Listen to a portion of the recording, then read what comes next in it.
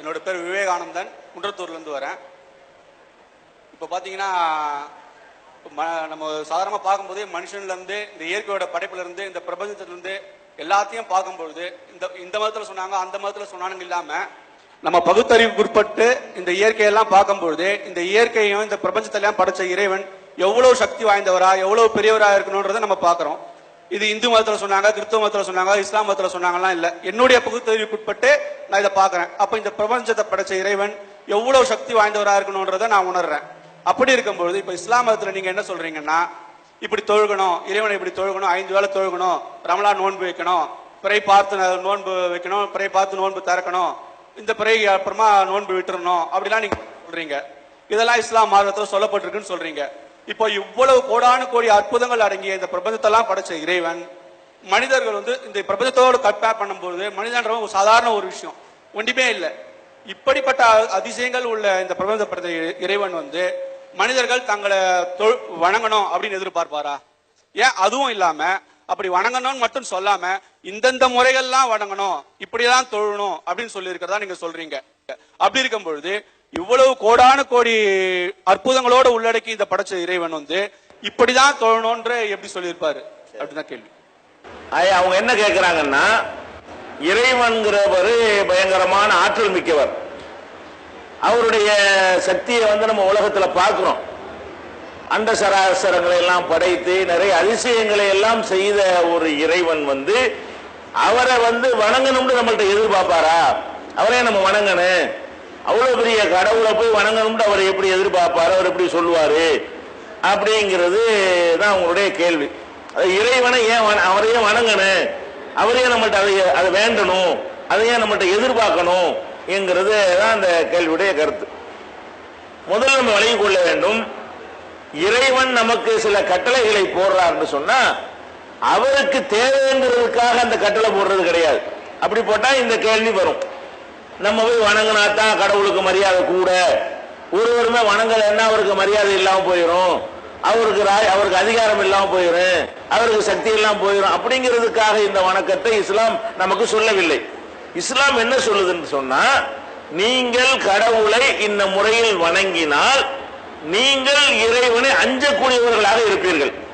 நீங்கள் இறைவனை அஞ்சக்கூடியவர்களாக இருந்தால் உங்க வாழ்க்கையில ஒழுங்காக நடந்து கொள்வீர்கள். இப்ப நம்ம இஸ்லாத்துல ஒரு 5 நேரம் தொழணும்னு சொல்றோம். 5 நேரம் தொழுவதனால கடவுளுக்கு ஏதோ ஒரு கண்ணியத்தை கூட்டுவதனாலயா, கூட்டுவதற்காகவா இதை செய்யறோம்? கண்டிப்பா கிடையாது. நம்ம காலையில தொழுதுட்டு வர்றோமா, தொழுதுட்டு வந்த உடனே அந்த கடவுள் இருக்கிறாங்கிற ஒரு எண்ணத்தோட வருவோம். கடவுள் இருக்கிறான், நம்மளை பார்த்து கொண்டிருக்கிறான், அவன் ஒரு சூப்பர் பவரா இருக்கிறான், அவனுக்கு நம்ம பயந்து நடக்கணும், கடவுள் சொல்றபடி நம்ம ஒழுக்கமா வாழணும்னு சொல்லிட்டு வெளியே வருவோம். இந்த உலகத்தோட கலந்து வியாபாரம் பண்ணி மக்களோட பழகும் பொழுது கொஞ்சம் கொஞ்சமா அந்த சார்ஜ் குறைய ஆரம்பிச்சிடும்.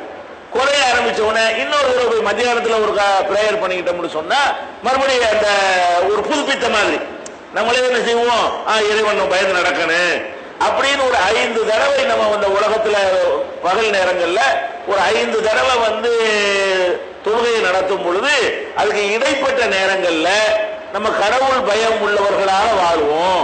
அப்ப கடவுள் பயத்தோட ஒரு வியாபாரி இருக்கான்னு வைங்களேன், அவன் மோசடி செய்யாம, கலப்பனை செய்யாம, ஏமாத்தாம ஒழுங்கா வியாபாரம் பண்றதா இருந்தால் நம்மளுக்கு மேல ஒரு சூப்பர் பவர் இருக்கிறான், அவன் பார்த்துக்கிட்டு இருக்கிறான் பயம் இருந்தா தான் அப்படி நடத்த முடியும். அந்த பயம் எல்லாருக்கும் இருந்தாலும் இந்த உலகத்துக்குள்ள நுழைஞ்சு வாழும் போது நம்மள்ட்ட போயிடுது. சில நேரங்களில் தான் கடவுளை பத்தி பேசுறமே தவிர பல நேரங்களில் நம்ம இஷ்டத்துக்கு தான் நடக்கும். கடவுள் இருக்கிறார் நம்பக்கூடியவர்கள் தான் போதை பொருட்களை பயன்படுத்துறாங்க. கடவுள் இருக்கிறார்னு ஒரு பக்கம் சொல்லிக்கிறாங்க, ஆனா தண்ணி அடிக்கிறாங்க. கடவுள் இருக்கிறார்னு சொல்லிக்கிறாங்க, சூதாடுறாங்க. கடவுள் இருக்கிறார்னு சொல்லிக்கிறாங்க, விபச்சாரம் பண்றாங்க. கடவுள் இருக்காருன்னு சொல்றாங்க, எல்லா விதமான மோசடிகளை பணம் சம்பாதிப்பதற்காக வேண்டி எல்லா விதமான சமரசங்களையும் அவர்கள் செய்து கொள்வதை நீங்க உலகத்துல பாக்குறீங்க. அப்படின்னா கடவுள் இருக்கிறார்னு நம்புவது மட்டும் பத்தல, அந்த நம்பிக்கையை உத்வேகத்தை அதிகப்படுத்தவும் தேவையாக இருக்கிறது, சார்ஜ் பண்ணவும் தேவையாக இருக்கிறது. அப்ப இப்படி ஒருத்தர் கடவுள் நம்மளை பார்த்துட்டு இருக்கிறாரு என்கிற ஒரு பயிற்சியை நம்ம எடுத்தால் அது நமக்கு நல்லது, அவருக்கு தேவை கிடையாது. கடவுளுக்கு தேவை என்பதற்காக இந்த கடமைகள் வந்து நமக்கு சுமத்தப்படல. நமக்கு தேவை, நம்ம நல்லபடியா உலகத்துல வாழலாம். அதே மாதிரி நோன்பு ஒரு கடமை இஸ்லாத்துல இருக்கிறது. நோன்புல வந்து நம்ம ஏதோ பட்டினி கிடந்து உலகத்துடைய பொருளாதாரத்தை மிச்சப்படுத்துறோம் அப்படிங்கிற அதுக்காக நோன்பு வைக்கிறோம். நோன்பு வச்ச காரணத்தினால கடவுளுடைய கஜானாவுல வந்து மிச்சமாகுது, அதுக்காக நம்ம நோன்பு வைக்கிறது இல்லை. நோன்பு காலத்திலையும் மற்ற காலத்திலையும் ஒரே மாதிரியா தான் சாப்பிடுறோம். நோன்பு காலத்திலையும் மற்ற நாளும் எடுத்து பார்த்தீங்கன்னா நோன்புல தான் அதிகமா நாங்க சாப்பிடுவோம். பகல்ல சாப்பிட மாட்டோமே தவிர நோன்பு திறந்த உடனே ஒரு தடவை சாப்பிடுவோம், அப்புறம் நைட்டு ஒரு தடவை சாப்பிடுவோம், அப்புறமேல 3 மணி 4 மணியை போல ஒரு தடவை, அதே 3 வேளை சாப்பிட்டுருவோம். அந்த சாப்பாடு கூட சாதாரண நாட்களில் சாப்பிடுவதை விட ருசியாகவும் தரமாகவும் அப்படி தயாரிச்சு அதிகமாகவும் நாங்க என்ன செய்வோம், சாப்பிடுறோம். அப்ப நோன்பு வைக்கிறதுனால எந்த ஒரு சாப்பாடு மிச்சமும் ஏற்படுறது இல்லை. நோன்புல தான் எங்க மக்கள்கிட்ட போய் கேட்டு பாருங்க, மற்ற மாதங்களை விட நோன்புல இன்னொரு மடங்கு செலவு அதிகமாகும். உணவுக்கே வந்து 2 மடங்கு செலவாகும். அப்ப இந்த நோன்பு வைப்பு வந்து நாங்க பட்டினி கிடந்து அது ஏதோ கடவுளுக்கு பெரிய அர்ப்பணிக்கிறதுக்காக வேண்டியான கிடையாது. எதுக்காக இந்த நோன்பு வைக்கிற காரணத்தினால முடிச்சுக்கிட்டு இருக்கிறோம். பகல்ல எப்பவுமே வந்து இந்த 3 வேளை தான் சாப்பிடுறோம். ஆனா ராத்திரில சாப்பிட்டு தூங்கிடுறதுனால அந்த பசியுடைய இதை நம்ம உணர முடியறது இல்லை. ஆனால் டயத்தை கொஞ்சம் மாத்தி வச்ச உடனே பகல்ல முடிச்சுக்கிட்டு இருக்கிறோமா, பசிக்குதா, இப்ப பசினா என்னன்னு தெரியுது, தாகம்னா என்னன்னு தெரிகிறது, நாக்கு வந்து கேட்குது, வயிறு வந்து கேட்குது. ஆனால் நம்ம என்ன செய்யறோம், ஆஹா சாப்பிட மாட்டேன், வீட்டுல இருப்போம், யாருமே இருக்க மாட்டாங்க, சாப்பாடு பக்கத்துல இருக்கும், எடுத்து சாப்பிட்டா உலகத்துக்கு யாருக்குமே தெரியாது, ஆனாலும் நாங்க எடுத்து சாப்பிட மாட்டோம். ஏன், ஒருத்தரும் இல்லாட்டா கூட கடவுள் பார்த்துட்டு இருக்கிறார்ல, கடவுள் பார்த்துட்டு இருக்கும்போது நம்ம எப்படி சாப்பிடுறது? பயங்கரமான தாகமா இருக்கும், நோன்பு இருப்போம், வீட்டுல ஒருத்தருமே இருக்க மாட்டாங்க, தண்ணி எடுத்து குடிச்சா யாருக்கும் தெரியாது, யாருக்கும் தெரியாட்டாலும் அவனுக்கு தெரியும்ல, அப்ப அவனுக்கு தெரியுமே என்கிற அந்த உணர்வை 1 மாத காலம் இப்படி நாங்கள் பயிற்சி எடுத்தால் எங்களுக்கு சொந்தமான உணவையே நாங்கள் தொடாமல் கட்டுப்பாடாக இருந்தால் அப்ப வந்து அடுத்தவனுடைய பொருளை நாங்கள் எடுப்போமா? எங்க உணவை சாப்பிடுறதுக்கு அல்லாஹ் பார்த்துட்டு இருக்கிறான், இறைவன் பார்த்துட்டு இருக்கிறான், இறைவன் கண்காணிக்கிறான் என்று நடந்து பயிற்சி எடுத்தால் அடுத்தவருடைய உணவு பொறுத்து ஆசைப்படுவானா? அவனுடைய மனைவியோடு சேர்ந்து இருக்கக்கூடிய நேரத்தில் கல்யாணம் பண்ண புது மாப்பிள்ளை புது பொண்ணா இருப்பாங்க, அந்த நேரத்தில் பகல் நேரத்தில் கணவன் மனைவி சேராமல் தங்களை கட்டுப்படுத்தி கொண்டாங்க என்று சொன்னா என் மனைவிட்ட என் கணவன்கிட்டயே நான் வந்து கடவுளுக்கு பயந்து கடவுள் பார்த்துக்கிட்டு இருக்கிறார் என்று அஞ்சி நான் கட்டுப்பாடாக இருக்கும் பொழுது நான் எப்படி வேற வகையில் போய் என்னுடைய அந்த சந்தோஷத்தை நான் அடைவேன், வேற எப்படி தப்பான முறையில் நடப்பேன், பிறன்மனை நோக்கக்கூடியவனாக நான் எப்படி இருப்பேன்? இந்த மாதிரியான ஒரு பயிற்சி நமக்கு கிடைக்கிறது. நம்ம ஒரு வாத்தியார் வந்து மாணவனை பார்த்து நீ அதை படி இதை படின்னு கட்டளை போட்டாருன்னு சொன்னா வாத்தியாருக்கு தேவைங்களுக்கு கட்டளை போடுறாரு, நமக்கு தேவையா இருக்கு, மாணவர்களாகிய நமக்கு தேவை என்பதற்காக வேண்டி கடவுள் கட்டளையை போட்டார்னு சொன்னா நம்ம என்ன நினைக்கக்கூடாது, அவருக்கு இதெல்லாம் தேவைன்னு நினைக்க கூடாது. அவருக்கு தேவையே கிடையாது, அவருடைய தேவைக்காக எந்த ஒரு வணக்கமும் இஸ்லாத்தில் கிடையாது. இந்த வணக்கங்களின் மூலமாக அதனால இங்க இஸ்லாம் மார்க்கத்தில் கடவுளுக்கு காணிக்க கொடுக்கிறது கிடையாது. கடவுளுக்கு போய் ரூபாய் கொடுத்துட்டு பழம் பத்தி சாம்பிராணி மெழுகுவத்தின்னு ஒண்ணு கொடுக்க கூடாது. பள்ளிவாசல்ல போய் சும்மா போய் தொழுதுட்டு வரணுமே தவிர அதுக்குன்னு கட்டணமோ காசு ஒன்றுமே கிடையாது. அப்ப இந்த கடவுளுக்கு தேவை என்கிற அடிப்படையில் எந்த ஒரு வணக்கமும் இந்த இஸ்லாம் மார்க்கத்தில் கிடையாதுங்க. பொருளாதார சம்பந்தப்பட்ட வணக்கத்தை எடுத்துக்கொண்டால் கூட இப்ப கடவுளுக்காக நான் தர்மம் செய்யறேன், கடவுளுக்காக நான் 1 லட்சம் ரூபாய் செலவு பண்றேன் அப்படின்னு ஒருத்தன் வந்து நேர்ச்சை செய்தானேயானால், வேண்டுதல் பண்ணினானேயானால் அவன் வந்து கடவுளுக்குன்னு சொல்லி பள்ளிவாசல் கொடுக்க கூடாது. கடவுளுக்கு கொடுக்கிறேன்னு ஒருவன் நேர்ச்சை செய்தால் அதுக்கு இஸ்லாத்தில் அர்த்தம் என்ன, ஏழைகளுக்கு கொடுக்குறேன்னு அர்த்தம். கடவுளுக்காக நான் 1 கோடி ரூபாய் செலவு பண்ணுவேன்னு ஒருத்தன் சொன்னான்னு வைங்க, அதுக்கு போய் ஒரு பள்ளிவாசல கட்டினால் செல்லாது.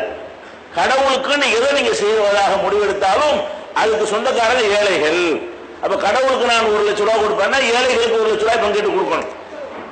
கடவுளுக்காக நான் 10 பேருக்கு சோறு போடுவேன்னு சொன்னா 10 ஏழைக்கு சோறு போடணும். அப்ப கடவுளுக்கு என்று சொல்லி இந்த பொருளாதாரம் சம்பந்தமா என்னத்தையா நம்ம செய்வதாக இருந்தால் கூட அது கூட யாருக்கு தான் போகுது, மக்களுக்கு தான் போகிறது. இப்ப தொழுகை இருக்கிறது, நோன்பு இருக்கிறது. இஸ்லாத்தினுடைய இன்னொரு கடமை ஜக்காத், உங்களுக்கு தெரியும். இந்த ஜக்காத்துங்கிற ஒரு கடமை வந்து என்னது, பண வசதி படைத்தவங்க அவங்களுடைய மொத்த சொத்துல 2.5% ஏழைகளுக்காக கொடுக்கணும். மக்களுக்கு கொடுக்கிறது வணக்கம். இதுல என்ன கடவுளுக்கு என்ன இருக்கிறது? இந்த ஜக்காத்துங்கிற இந்த கடமையை செய்யறதுனால கடவுளுக்கு காணிக்கையா போட சொல்லுது. இந்த பணத்தை என்ன செய்யணுமா? ஏழைகளுக்கு, கடனாளிகளுக்கு, திக்கற்றவர்களுக்கு, கஷ்டப்படுறவர்களுக்கு, அடிமைகளா இருக்கக்கூடியவர்களுக்கு, இந்த மாதிரியான பணிகளுக்கு நீங்கள் என்ன செய்யுங்க? உங்களுடைய பணத்தில் இருந்து 2.5% செலவு பண்ணுங்க. இஸ்லாமிய அரசாங்கம் இருந்தா கட்டாயமா வசூல் பண்ணி செலவு பண்ணுவாங்க. இஸ்லாமிய அரசு இல்லைன்னா கடவுளுக்கு பயந்து நம்மளா என்ன செய்யறது? அது செய்யறது. அப்ப இந்த பணம் என்னுடைய பணம், நான் எப்படி வேணாலும் செய்வேங்கிற அந்த எண்ணத்திலிருந்து விடுபட்டு நம்ம பணத்திலையும் ஏழைகளுக்கு பங்கு இருக்கிறது, நம்ம சம்பாதிச்சதுலையும் மற்றவங்களுக்கு உரிமை இருக்கிறதுங்கிற ஒரு எண்ணத்தை நம்ம வளர்த்து கொண்டால் அது நமக்கு நல்லது தானே, நமக்கு தான் நல்லது. தவிர கடவுளுக்கு கையில் என்ன இருக்குது? இந்த ஏழைகளுக்கு எல்லாம் கொடுக்கறதுனால கடவுளுக்கு என்ன கண்ணியம்? ஒண்ணும் கிடையாது. அப்ப இஸ்லாத்துல சொல்லப்பட்ட இந்த வணக்கங்கள் எல்லாமே எதுக்குன்னு கேட்டா, நம்ம நல்லபடியா இருக்கணும், நம்ம கடவுள் ஒருத்தன் இருக்கிறாங்கிற அந்த எண்ணத்தை என்ன செய்யணும்? எப்பவுமே வைத்துக் கொண்டே இருக்க வேண்டும். அதை உண்டாக்குவதற்கு தான் இந்த மாதிரியான வணக்கங்கள் இஸ்லாத்தில் இருக்கு. அவருக்கு தேவைங்கிற அடிப்படையில் ஒரு வணக்கமும் கிடையாது. நம்ம யாரும் வணங்காட்ட கூட அவருக்கு எந்த கிரேடு, நம்ம எல்லாம் இல்லாம இருக்கும்போது அவர் இருந்தாரா இல்லையா? இந்த உலகத்துல யாரையும் படைக்க முந்தி அவர் மட்டும்தானே இருந்தாரு. அவர் மட்டும் இருக்கக்கூடிய நேரத்தில் அவருக்கு அதே கிரேடு தான். இன்னைக்கு கோடான கோடி மக்கள் இருந்தாலும் அதே கிரேடு தான். எல்லாருமே கடவுள் கிடையாதுன்னு டிக்ளேர் பண்ணா கூட அவருடைய சக்தி தான் குறைஞ்சு போயிருமா? இல்ல நமக்கு செய்து கொள்வது, நம்ம நல்லபடியா இருப்பதற்காக வேண்டி இந்த கடவுள் பயம் என்பது உனக்கு தேவைப்பா, இந்த சார்ஜ் ஏத்திக்க, இல்லைன்னா சார்ஜ் இறங்கி போயிடும்.